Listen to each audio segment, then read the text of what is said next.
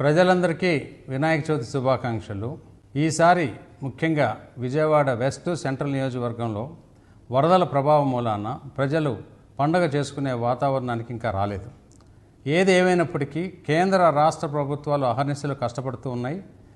ఇక్కడ చంద్రబాబు నాయుడు గారి నాయకత్వంలో కూటమి తరపున ఉన్న ఎమ్మెల్యేలు కానీ, కార్యకర్తలు కానీ, మంత్రులు కానీ అందరూ కూడా నియోజకవర్గంలో ప్రతి డివిజన్లోనూ, పడవల్లోనూ, ట్రాక్టర్లోనూ తిరిగి అనేక సహాయ కార్యక్రమాలు చేస్తూనే ఉన్నారు.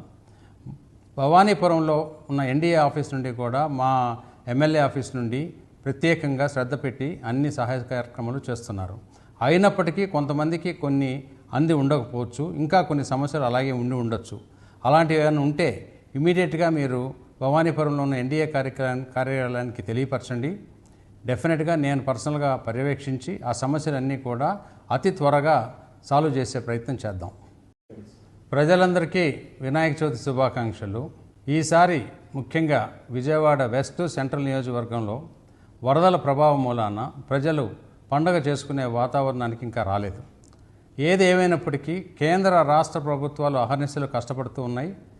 ఇక్కడ చంద్రబాబు నాయుడు గారి నాయకత్వంలో కూటమి తరపున ఉన్న ఎమ్మెల్యేలు కానీ, కార్యకర్తలు కానీ, మంత్రులు కానీ అందరూ కూడా నియోజకవర్గంలో ప్రతి డివిజన్లోనూ, పడవల్లోనూ, ట్రాక్టర్లోనూ తిరిగి అనేక సహాయ కార్యక్రమాలు చేస్తూనే ఉన్నారు.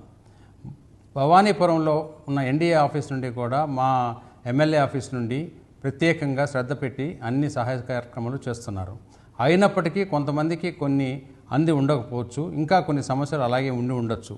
అలాంటివి ఏమైనా ఉంటే ఇమీడియట్గా మీరు భవానీపురంలో ఉన్న ఎన్డీఏ కార్యాలయానికి తెలియపరచండి. డెఫినెట్గా నేను పర్సనల్గా పర్యవేక్షించి ఆ సమస్యలన్నీ కూడా అతి త్వరగా సాల్వ్ చేసే ప్రయత్నం చేద్దాం.